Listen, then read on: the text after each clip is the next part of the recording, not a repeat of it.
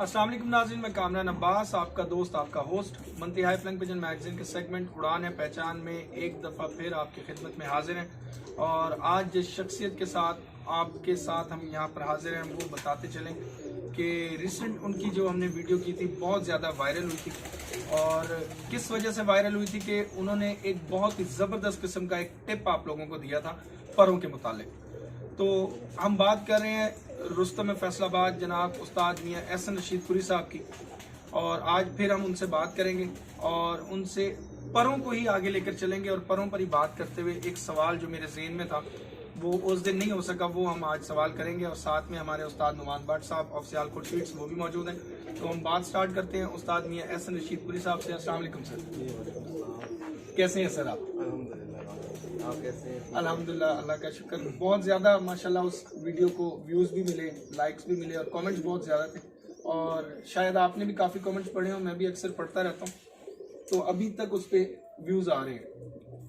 अच्छा, एक सवाल था मेरे जहन में कि आपने कहा कि एक पर जो उसमें आपने दिखाया उस पर आपने टिप दी कि ये पर जो है बहुत ज़बरदस्त पर है, हर हिसाब से ये पर आंधी तूफान में भी और हर जगह पर ये अच्छा चलेगा जी। लेकिन एक चीज़ मैंने आपसे पूछनी थी कि अगर हम कराची जाते हैं तो अक्सर शौकीन कहते हैं कि हमारे यहाँ कराची में ये कबूतर चलते हैं, लाहौर में हम कहते हैं ये हमारे लाहौर के कबूतर हैं, लाहौर में यही चीज़ चलती है। और फिर हम अगर रावलपिंडी इस्लामाबाद चले जाएं तो वहाँ पर भी ये बात होती है कि हमारे यहाँ ये कबूतर इस तरह के कबूतर होते हैं। तो आप क्या समझते हैं कि कोई कबूतर ऐसा भी है जो हर इलाके में एक जैसा परफॉर्म कर सके? देखिए कामरान भाई, बात बताऊं क्या है। सबसे पहली बात तमाम व्यूअर्स से, तमाम असातिज़ा कराम से मेरे लिए सारे ही मतलब ये है कि रिस्पेक्ट की जगह पे हैं, वो भले हमारे कोई भी असातिज़ा हो। मेरा मकसद कभी भी किसी को हिट करना नहीं होता। आज अल्लाह की तरफ से नुमान भाई का शौक़ करने आए हैं और बड़ा मज़ा आया हमें शौक़ करके। यहाँ पे बहुत मज़ा आया, बड़े अच्छे कबूतर हैं नुमान भाई के। और कम लोगों के पास इतनी तादाद में इतने अच्छे कबूतर होते हैं जितने नुमान भाई के पास यहाँ पे मौजूद हैं। असल बात यह है कि देखें, मेरे नॉलेज के मुताबिक कबूतर भले इंग्लैंड में हो, भले दुबई में हो, भले सखर में हो, भले फैसलाबाद में हो, लाहौर में हो, पिंडी में हो, कराची में हो, सियालकोट में हो, कबूतर एक तर्ज का ही उड़ता है। एक तर्ज का ही उड़ता है। कभी आप मुझे ये बताएं कि हम बोलेंगे यार मतलब बात यह है कि ये अब सब लोग पसंद करते हैं जी कबूतर आगे से चौड़ा होना चाहिए, पीछे से बंद होना चाहिए। तो रेसर्स वाले भी यही पसंद करते हैं, कराची वाले भी यही पसंद करते हैं, लाहौर वाले भी यही पसंद करते हैं, फैसलाबाद वाले भी यही पसंद करते हैं। अच्छा, हम बोले लिपो कबूतर उड़े, बहुत नरम बदन का कबूतर उड़े, वो कहाँ उड़ता है? वो हर जगह के ऊपर कबूतर एक बदन का ही उड़ता है। हाँ, ये ज़रूर है कि वेदर के हिसाब से हम क्रॉसेस ऐसे दे लेते हैं जिससे हम परवास को कंट्रोल कर लेते हैं। अगर हम पिंडी इस्लामाबाद की बात करें तो वहाँ मतलब हम क्रॉस ऐसा देंगे या कबूतर को इस तरीके से बनाएंगे कि वो कबूतर 42-43 तक भी कबूतर गर्मी में घर आ बैठे। लेकिन वो उसमें जो बेसिक पैरामीटर्स हैं वो सबके सेम होंगे कि कबूतर का जिस्म वो एक ख़ास एंगल पे जो होता है, वो चौड़ी छाती हो, पीछे से बंद हो, तो वो वहाँ पे भी बनाना पड़ेगा। परों में परवास के हिसाब से हम कबूतरों को कंट्रोल कर लेते हैं। लेकिन जो एक पैरामीटर जो मैं आपकी बात को समझाऊं कि कराची में हवा चलती है, उधर हवा चलती है, सियालकोट में हवा चलती है, पिंडी में हवा चलती है, हमारे फैसलाबाद लाहौर में बंद मौसम होता है। लेकिन ऐसा तो कभी नहीं हुआ कि यहाँ हवा चले तो हमारे फैसलाबाद लाहौर के कबूतर मतलब बात यह है कि सुबह ही बैठ जाए जी हवा चल गई है। तो हवा भी चलती है, कबूतर फिर भी उड़ते हैं। तो मकसद बात करने का ये है कि अच्छा कबूतर अगर आप एक तरतीब में बनाते हैं तो वो सभी मौसम में काम करता है। उसकी एक मैं मिसाल आपको देता हूँ कि देखें, ये कबूतर का एक विंग है, ये हमने खोल लिया है, ठीक है। अब ये सियालकोट चैंपियन हुआ है कबूतर गुजरांवाले। अब मैं इस कबूतर को बोलूं कि यार ये गुजरांवाला चैंपियन हुआ, भाई सियालकोट में चैंपियन हुआ है और ये गुजरांवाला में अब सुनने वाली बात है ना। अब नुमान भाई खुद बोल रहे हैं, अभी बोल रहे हैं, आपको बहुत सारी बातों का जवाब मिल जाएगा। इसको हम पीछे बैक से लें। हाँ वो भी लेते हैं कि इसका भाई चैंपियन हुआ है सियालकोट में, ये खुद चैंपियन हुआ है गुजरांवाला में जी। अब गुजरांवाले और सियालकोट में वेदर का फर्क है, वहाँ हवा चलती है, यहाँ पे हवा नहीं चलती, कम चलती है। अब ये कबूतर फैसलाबाद में उड़ेगा, फैसलाबाद में भी चैंपियन बनेगा। सही। तो क्यों? अब इस बात को हम ये देखें कि इसका भाई सियालकोट में चैंपियन हुआ है। बिल्कुल सही। हम लाहौर से, मैं उस्ताद जी अल्लाह उनको जन्नत बख्शे, वो कबूतर छोड़ते थे कराची, तो वहाँ भी चैंपियन होते थे। वो कबूतर छोड़ते थे अंदरूने सिंध, वहाँ भी चैंपियन होते थे। वो कबूतर उनसे को सियालकोट ले जाता है या गुजरांवाला ले जाता है या फैसलाबाद ले जाता है, तो उनके बनाया हुआ कबूतर हर जगह के ऊपर चैंपियन होते। तो फिर ये बात थोड़ी सी मेरे हिसाब से लॉजिक से हटके है। तो एक चीज़ ये आती है ना, देखें अब ये कुंदा है, हमारे यहाँ हवाएं भी चलती हैं फैसलाबाद में और बंद भी मौसम होता है, तो हमें कबूतर वो चाहिए होता है कि जो दोनों मौसमों में काम करे। ये हम कुंदा खोल रहे हैं,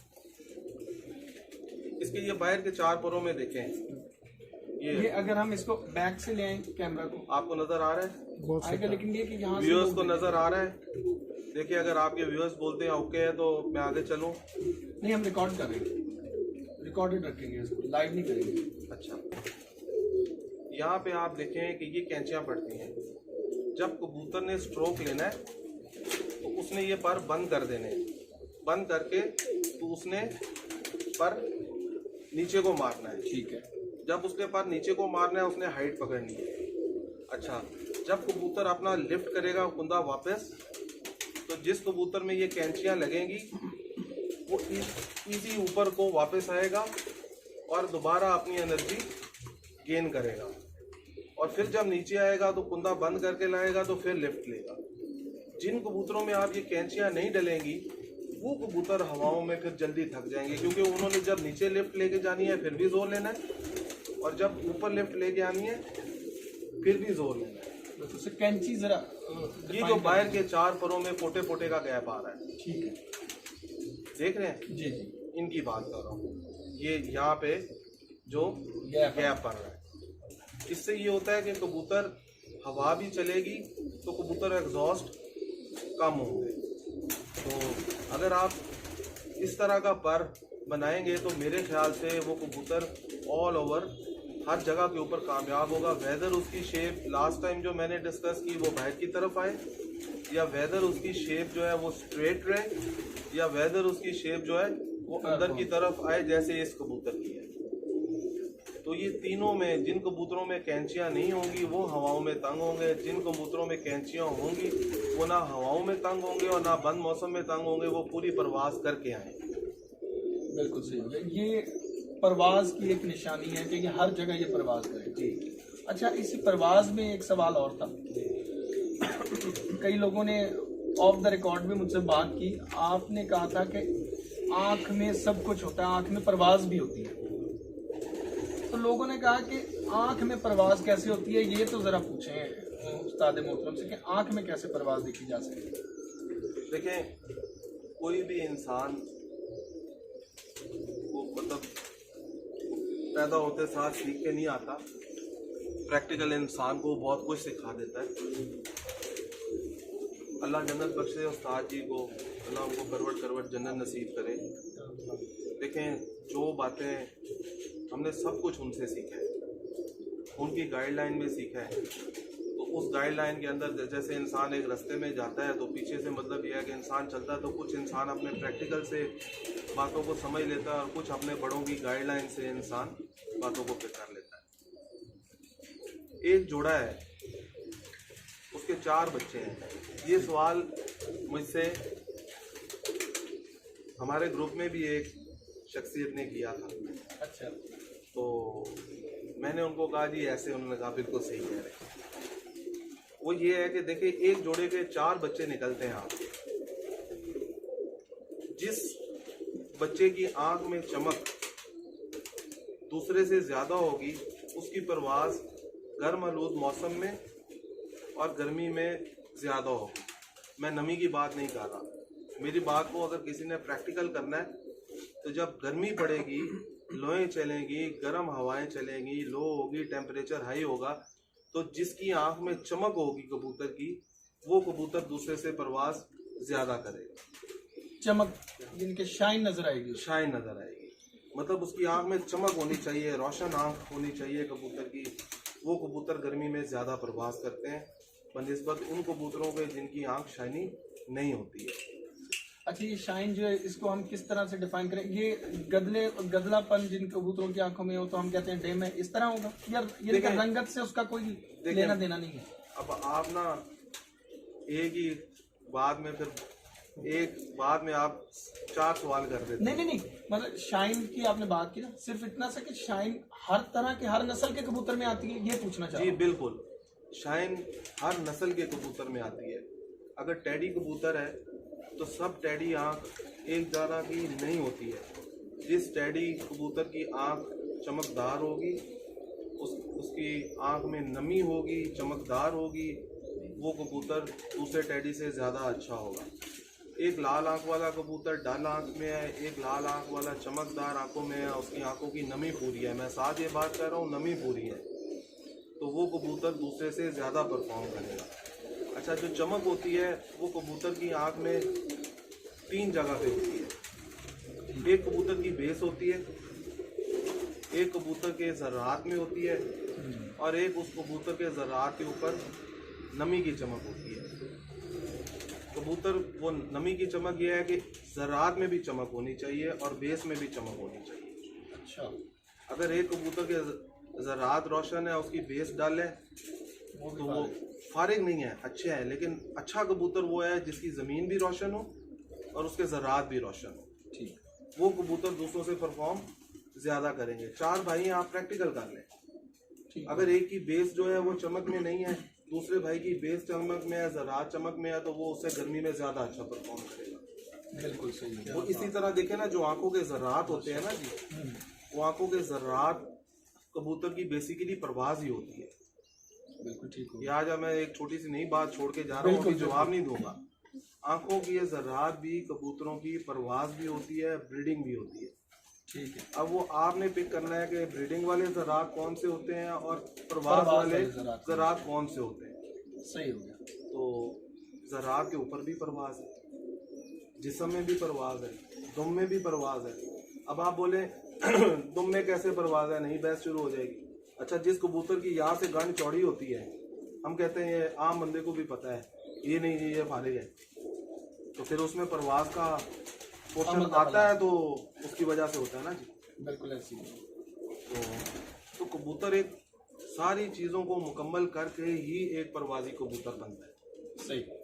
बगल से लेके कुंदे तक, नोक, चेहरा, आँख, दुम, हर चीज़ कबूतर की परफेक्शन में होनी चाहिए। इवन कबूतर के फैदर्स भी परफेक्शन में होने चाहिए, जो चैंपियन कबूतरों की निशानी है। बिल्कुल सही हो गया। अच्छा, आज चूंकि अब बात हो रही है तो एक लास्ट क्वेश्चन जो है आपसे, और अभी आपने 4 भाइयों की बात की ना, तो उससे मेरे ज़हन में आ गई वो बात। ये कमेंट्स में भी आपने शायद पढ़ा हो कि कुछ लोगों ने कहा था, आपने एक वहाँ पे टर्म यूज़ की थी 3 ब्रीडिंग के हवाले से, तो वो कमेंट्स में भी आया, मैसेजेस में भी आया कि इन ब्रीडिंग, लाइन ब्रीडिंग और क्रॉस ब्रीडिंग, आपने कहा इसके अलावा कोई और चौथी टर्म नहीं है ब्रीडिंग की। तो वो 3 जो टर्म्स हैं वो किस तरह से होती हैं, उनका क्या काम है और किस तरह बनाई जा सकती है? देखें, कबूतरबाजी में जो 3 ब्रीडिंग्स का आपने नाम लिया, इसमें सबसे पहले आ जाएगी लाइन ब्रीडिंग। लाइन ब्रीडिंग, देखिए, पहली बात यह है कि शरण जानवरों में मतलब यह है कि हमारे ऊपर किसी किस्म की कोई रेस्ट्रिक्शंस नहीं है। वो कि जंगल के अंदर भी जानवर होते हैं, तो वो फिर आपस में मेट भी करते हैं, सारा कुछ। बिल्कुल सही। तो शरण भी इसमें बाकायदा कोई किसी किस्म की ममानत नहीं है। तो बताना इसलिए ज़रूरी समझाऊँ कि ये इस तरफ मैं आ रहा हूँ। लाइन ब्रीडिंग होती है कि आपने एक बाप को बेटी के साथ ठीक है। और बेटे को बहन के साथ, माँ के माँ साथ। के साथ, ये आपकी फिर लड़ी चलती है लाइन ब्रीडिंग में। ठीक है। जो भाई बहन भी लाइन ब्रीडिंग में आएंगे, वो आ जाएगा इन ब्रीडिंग में। इन ब्रीडिंग में आएंगे। इन ब्रीडिंग्स में आ जाती है कजन मैरिज, ठीक है।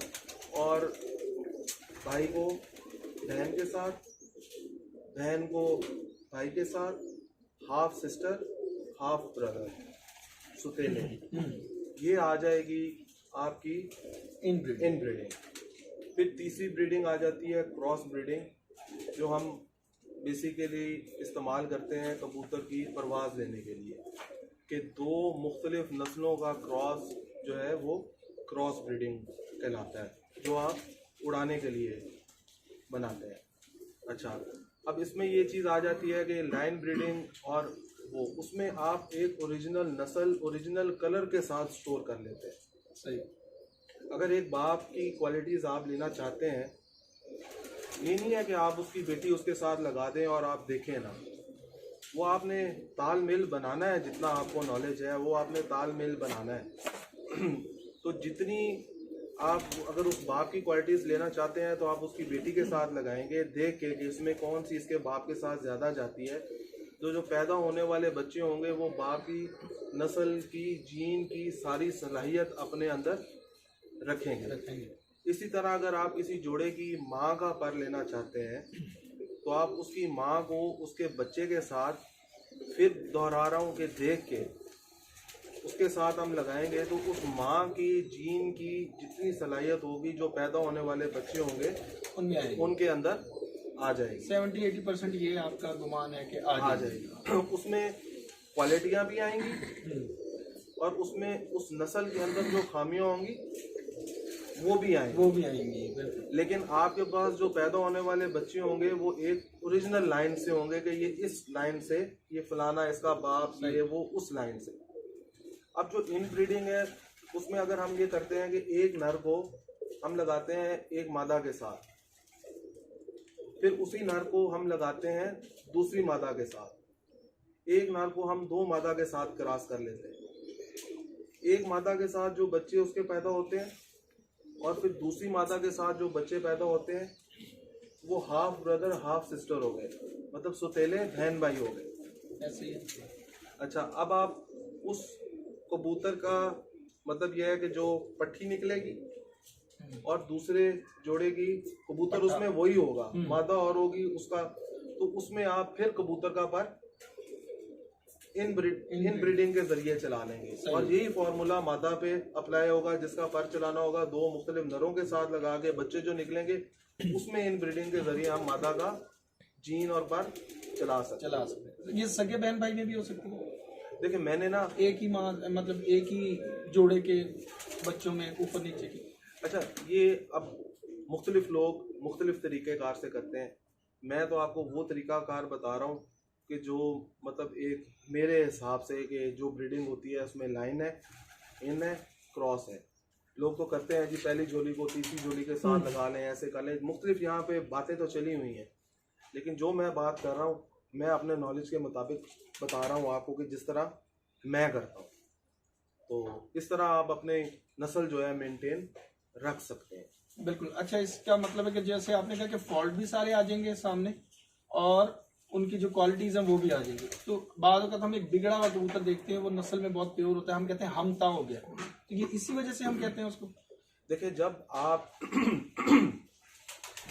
जब आप कोई भी ब्रीड भले क्रॉस लगा लें, इन लगा लें, लाइन लगा लें, जब आपको बेसिक हाव नाव नहीं होगी तो आप क्रॉस ब्रीड के अंदर भी खामियां पैदा करनी शुरू कर देंगे। सही। जब आपको हाव नाव होगी तो आप इन ब्रीड और लाइन ब्रीड के अंदर भी खामियों से बच सकते हैं और अच्छे कबूतर पैदा कर सकते हैं। तो खामियों से बचने के लिए आपको अपने नॉलेज की जरूरत होती है। खामियां क्रॉस ब्रीडिंग में भी आ सकती हैं। बिल्कुल आती हैं। आप मतलब यह है कि क्रॉस ब्रीडिंग में इतने जोड़े लगाते हैं बच्चे नहीं उड़ते हैं, और आप मतलब यह है कि प्योर जोड़े लगाते हैं और बच्चे शाम तक उड़ते हैं। बिल्कुल सही। ये कॉन्सेप्ट इसलिए नहीं है कि मतलब क्रॉस ब्रीडिंग से ही बच्चे उड़ते हैं और प्योर नहीं उड़ते हैं, प्योर भी उड़ते हैं। मेरे पास ऐसे ऐसे जोड़े हैं जो मैं प्योर ब्रीडिंग में लगा के जेड में शाम शाम तक बच्चे उड़ाते हैं, लेकिन क्रॉस ब्रीडिंग का मकसद ये होता है कि अपनी नस्ल को खराब करके, मतलब ये है कि मैदान में लेके आना, किसी खामियों के साथ नहीं, दो अच्छी नस्लों को आपस में क्रॉस करा के, ताकि आपका ओरिजिनल बर्ड किसी के हाथ में ना जा सके। उसका असल मकसद ये होता है साजा कराम का, जो पीछे उन्होंने डेवलप किया। बिल्कुल ठीक हो गया सर, बहुत बहुत शुक्रिया आपके वक्त का, आपके टिप्स का। एक पॉइंट में जो है ना वो बताना चाह रहा हूँ। अच्छा, एहसन भाई ने फर्स्ट टाइम मेरे कबूतर देखे हैं, पहले कभी कबूतर नहीं उन्होंने देखे, या कहीं और उड़ते हुए या कहीं। अच्छा, 2 भाई मैंने इनको दिखाए हैं, ठीक है, मैंने नहीं बताया हो कि ये उड़े हुए हैं। उन्होंने पूछा है कि यार ये बड़े अच्छे कबूतर हैं दोनों। फर्स्ट हैंड मैंने 2 भाई दिखाए जो नेशनल चैंपियन कबूतर रह चुके हैं। उन्होंने एक पॉइंट बताया उसी टाइम, यार ये हिट ज़्यादा मारता है होगा और वो एवरेज वाइज है। बिल्कुल सही। मैंने कहा नहीं, बराबर बैठते हैं तकरीबन। उनकी बात 100 नहीं 120% बिल्कुल ठीक है। ये दूसरा भाई है जो पहले उन्होंने पकड़ा हुआ था, इन्होंने इसके बारे में कहा था कि ये हिट ज़्यादा मारता होगा, ये वाकई में हिट उससे ज़्यादा मारता था। क्या बात है, ये फर्क की बात है। बिल्कुल। तो आप क्या समझते हैं फिर आपने मुझे सवाल नहीं करने दिया, वहां से शुक्रिया अदा करके मैंने आपकी तरफ आना था, लेकिन आप ज्यादा उतावले थे। तो अब आप क्या कहना चाहेंगे, जो एहसन भाई की बातें आपने सुनी और उनके एक्सपीरियंस के बारे में, आपके कबूतर देख के जो उन्होंने जज किया, क्या कहना चाहेंगे? अच्छा, यकीन करें मैं हल्फन अल्लाह को जान के ये बात कर रहा हूँ, मैंने किसी कबूतर के बारे में उनको कुछ भी नहीं बताया। मैं चुप रहा हूँ, बिल्कुल खामोश, मैं सिर्फ कबूतर दिखाता रहा हूँ और हम भी चुप रहे। हाँ जी, चुप। आप भी जो ऑफ द रिकॉर्ड हमारी बातें होती रही हैं। और जिस कबूतर पे उन्होंने हाथ रखा या वो कमेंट्स किए हैं ना उन्होंने, वो हरबा वो वैसे ही है। बिल्कुल सही। अगर 5 भाई आए या 10 भाई आए ना, जिस भाई पे वो बोले हैं ना वही उड़ा है, वही उड़ा और वो ही आगे रिजल्ट दे रहा है। अच्छा, मैंने पहले उनसे ये बात नहीं की, ये आप हमारे उससे करना चाह रहे हैं वीडियो के जरिए, तो सर बहुत शुक्रिया आपका। और वो हरबा वैसे ही है, वैसी चीजें हैं जो उन्होंने आंख का पॉइंट दिया है, या वो पर के बारे में बता रहे थे, या वो कह रहे थे कि यार ये नस्ल ज्यादा चलाएगा, वो सेम ऐसे एज इट इज वैसी ही चीजें उन कबूतरों में मौजूद हैं। बिल्कुल ऐसी। अच्छा, देखिए ना आप 20 साल से कबूतर 25 साल से चले आ रहे हैं, कबूतर 25-26 साल से तो कबूतर चले आ रहे हैं। 50 बच्चे लिए किसी जोड़े के, मादी चेंज करके, मुख्तलिफ मादियों से एक मार के दिखाए हैं बच्चे, उनको पट्टे दिखाए हैं। और जहाँ पे वो रुके हैं, जहाँ पे उन्होंने कमेंट्स दिया है, वो वैसी ही सेम चीज़ है। क्यों? एक्सपीरियंस है ना उनका। बिल्कुल, ये अच्छा, एक्सपीरियंस। एक चीज, क्योंकि हम उस पर एक पोस्ट भी बनाना चाह रहे थे, तो क्योंकि मैंने ये 2 दिन पहले ही देखी ये चीज़। एक मैगजीन आता था, हमारे बड़े अच्छे दोस्त भी हैं, हमारे बड़े सीनियर हैं, उस्ताद भी हैं इस वक्त, उस्ताद हबीब मुगल साहब। हाँ जी। उनका मैगजीन आता था नया शऊर के नाम से, मानामा नया शऊर। अभी उन्होंने वो बंद कर दिया, कुछ ज़ाती मसरूफियात और कुछ बिजनेस के। उसमें एक उन्होंने, क्योंकि शुरू में ये वीडियोस का सिलसिला तो होता नहीं था, तो एक इंटरव्यू उन्होंने लिया था आपके उस्ताद का, उस्ताद मियां नज़ीर साहब का जी। और उस्ताद मियां नज़ीर मरहूम वो उस्ताद हैं कि हम कहेंगे शायद वैसा उस्ताद सदियों में कभी एक पैदा होता। लेकिन मैंने उनकी उस हेडलाइंस में जो उन्होंने एक लिखा था मेन, उसमें ये कहा था कि उस्ताद मियां नज़ीर साहब ने कहा कि एहसन पुरी जैसा खिलाड़ी सदियों में कभी पैदा होता है। तो ये एक उस्ताद अपने शागिर्द के बारे में अगर राय रखता हो, तो आप क्या कहना चाहेंगे, आपकी क्या फीलिंग्स होंगी? शायद आपकी भी नजरों से गुजरा हुई। देखें, पहली बात तो मतलब हबीब भाई मेरे भाई हैं, बड़े प्यार वाले हैं, और मीडिया के अंदर सबसे शरीफ आदमी है। और सही है। ये मुझे याद आ रहा है जब वो मैगजीन करते थे। देखिए, मियाँ साहब के मेरे बारे में ये अल्फाज मेरे लिए तो एक सनद की हैसियत रखते हैं, और मेरी ज़िंदगी का मैं समझता हूँ असासा है। क्या बात कि वो उन्होंने मुझे इतने, मेरे लिए बहुत बड़ा लक़ब है कि कि जो अल्फाज उन्होंने मेरे लिए इस्तेमाल किए, मैं समझता हूँ कि वो कहते हैं ना कि मेरी कबूतरबाजी का शौक पूरा हो गया। हाँ, क्या बात। तो मेरे लिए तो बड़ी एक मतलब ये बात थी कि वो मुझे इतना अप्रिशिएट भी करते थे और प्यार भी बड़ा करते थे। तो बिल्कुल जी, मेरे लिए तो एक सनत की हैसियत है उनके ये अल्फाज। मोहर लग गई शौक के ऊपर। ये अल्लाह का एहसान है जी, बिल्कुल ये उनकी करम नवाजी है। उन्होंने मुझे सिखाया है, आज जिस मुकाम पे हूँ उन्हीं की वजह से हूँ, उन्हीं की दुआओं से, उन्हीं की रहनुमाई से। उसमें कोई दो राय नहीं है कि आज जो अल्लाह ने मुझे मकाम दिया है उसमें मेरे उस्ताद का बहुत ज़्यादा किरदार है, बहुत ज़्यादा किरदार। बिल्कुल ऐसे ही सच। अच्छा, एक बात मैं ना मियाँ साहब के बारे में करूँ। हम ना कोई 5-4 दिन पहले हमारा कट था, नुमान भाई भी बैठे थे, तो वहाँ पे बात चली कि मियाँ साहब जितनी पहचान शायद किसी को हो। तो मेरे दोस्त ही थे, मैंने कहा मतलब अजीम साहब भी बैठे थे, मैंने कहा जी ये बात से मैं एग्री नहीं करता।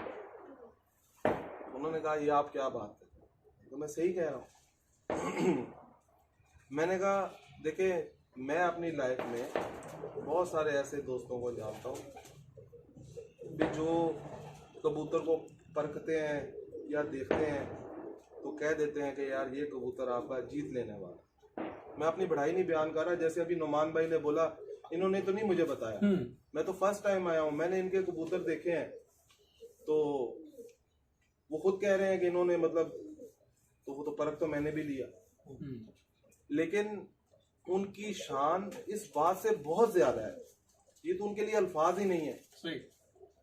मैं कहता हूँ कि बहुत लोग होंगे जिनको कबूतरों की पहचान होगी, बहुत लोग होंगे जो कबूतर पकड़ के बोल देते होंगे, हर इलाके में दोस्त सुन रहे हैं, सारे इस बात से एग्री भी करेंगे कि बड़े बड़े कारीगर लोग। लेकिन मियाँ साहब एक ऐसी शख्सियत थे जिनको पहचान के साथ कबूतर बनाने का फन आता था। क्या बात है, ये बात कि उन्होंने रंग, नस्ल और मतलब जो कबूतर तैयार किए वो आज तक कबूतर अपनी असहालत में मौजूद है अजीम के पास। बिल्कुल। देखें, अल्लाह उनको जन्नत बख्शे। अगर मिस्त्री साहब की टैडी कबूतरी पकड़ी तो आज तक वो कहते थे कि मैंने मिस्त्री की कबूतरी पकड़ी और टैडी बनाए। मिस्त्री साहब की उस्ताद उनको, मेरे सॉरी मैंने मिस्त्री बोल दिया, बने। तो दूसरे शेखुपुरी कबूतर वो खलाक खान साहब से लाए, आज तक वो सबको बताते थे कि मैं मतलब वो खलाक खान साहब से शेखुपुरी कबूतर लाया और डाल के मैंने ये कबूतर बनाए। तो ये उनकी एक सच्चाई थी। वो कबूतर लोगों के पास कसीर तादाद में जिनसे वो लाए उनके घरों में भी मौजूद हैं, लेकिन उन कबूतरों से वो लोग वो चीज़ें अचीव नहीं कर सके जो मियाँ साहब ने अचीव की। बात थोड़ी लंबी हो रही है लेकिन आज मैं थोड़ा करना चाह रहा हूँ। जी जी जी। वो कहते थे शुरू में पुत्र जो टैडी कबूतर थे ना, इतनी लंबी हिट्टें नहीं मारते थे, तो इन कबूतरों को मैंने मेंटेन किया है। मैं बोलता था उस्ताद जी, मैंने सवाल किया उस्ताद जी कैसे, कहते पुत्र ये 12-1 बजे ना कबूतर बह जाते थे। ਜਿਹੜੇ ਲਾਲ ਅੱਖਾਂ ਵਾਲੇ ਕਬੂਤਰ ਸੀ ਨਾ, ਇਹਨਾਂ ਦੇ ਵਿੱਚ ਪਰਵਾਜ਼ ਐ ਸੀ ਵੀ ਅੱਜ ਕੁਛ ਕੱਲ ਕੁਛ ਪਰਸੋਂ ਕੁਛ ਤੇ ਜ਼ਾਇਆ ਹੁੰਦੇ ਸੀ ਤੇ ਜ਼ੋਰ ਲਾਉਂਦੇ ਸੀ ਪਾਗਲਾਂ ਨਾਲ। मैं अपने ज़हन दे नाल दोनों नस्लों ਨੂੰ सवारिया। बात बड़ी समझने की है कि कितना दिमाग उन्होंने लड़ाया। आज तो बन गए ना तो थ्योरी समझ आ गई जी ऐसे हो गया, लेकिन जिस बंदे ने किया आप समझे तो सही। उन्होंने कहा पुत्र मैं लाल अखां वालियां दे विच टैडी पा के दोबारा लाल अखां वाले बनाए तो उन्हां दे विच हौसला आ गया। क्या बात। ते टैडियां दे विच लाल अखां वाले पा के दोबारा टैडी बनाए तो उन्हां दे विच परवाज़ां आ गईयां। ये इसी तरह डब वाले कबूतर जो आज बड़े मशहूर हैं, मुझे बोलते थे कि पुत्र है कुंडियां नहीं सी छड़दे, उड़दे सी लेकिन उड़ के आए कुंडियां नहीं सी छड़दे, पानी नहीं सी चलाते, तंग करते सी, लम्बे पै जाते सी आके। मैं क्या उस्ताद जी ये कैसे? बोले फिर इन कबूतरों में भी मैंने टैडी क्रॉस किए, टैडी क्रॉस करके फिर मैंने ये कबूतर डब वाले बनाए और इनका फॉल्ट ये दूर किया। तो ये मियाँ साहब की असल बात है कि जो वो नस्लें भी थी उन नस्लों को इस तरीके से संवारा कि भले वो डब वाले हों, भले उनके टैडी हों, भले उनके गोल्डन हों, वो टेम्परेचर को नहीं मानते और आज मतलब ये है कि वो शाम तक उड़ते हैं। उन्होंने तो नस्लें बनाई और जो उन्होंने वो नस्लें बना ली, आज आप अजीम के खुडे में चले जाएं, आपको वही कलर, वही चीजें, वही सारा कुछ मेंटेन रहेगा। बिल्कुल तो अजीम भाई किसने के पास- नस्लें बनाई? बिल्कुल। पहचान वाले तो बहुत है, लेकिन नस्लें बनाने वाले कितने असाजा कराम है, बहुत कम है। तो ये जो शर्फ है, मैं समझता हूँ यही उस्ताद इम्तियाज हुसैन चेयरमैन साहब से भी अक्सर बात हुई है, तो वो भी यही बात करते हैं कि कबूतर गर थे। असल जो उनका था कि वो जो कहते थे उस तरह का कबूतर बनाना जो है ना, वो फन मियाँ साहब के पास था और किसी बिल्कुल के पास बिल्कुल बिल्कुल बिल्कुल। तो बिल्कुल ये बात हकीकत है। सर बहुत बहुत शुक्रिया आपके कीमती वक्त का, और उस्ताद नुमान भट्ट साहब आपके भी बहुत शुक्रगुजार हैं, और उस्ताद आमिर अब्बास साहब आपके बहुत शुक्रगुजार हैं कि 30 मिनट से आप खामोश बैठे हुए। 28 हाँ, तो नाज़रीन ये एक 3 टिप्स थे जो उस्ताद मियां एहसन रशीदपुरी साहब से हमने आज फिर आपके लिए लिए, और उम्मीद करते हैं कि ये आइंदा की कबूतर परवरी में आपके बहुत काम आएंगे। और इस सब का क्रेडिट जाता है उस्ताद नुमान भट्ट साहब को कि उन्होंने हमें भी आज बुलाया और उस्ताद एहसनपुरी साहब से हमारी मुलाकात दोबारा से करवाई। उम्मीद करते हैं कि आइंदा भी इसी तरह ये अच्छी मुलाकातें और ये खूबसूरत बातें होती रहेंगी। अपने दोस्त अपने होस्ट कामरान अब्बास को फिल वक्त दीजिएगा इजाज़त। अल्लाह हाफिज़।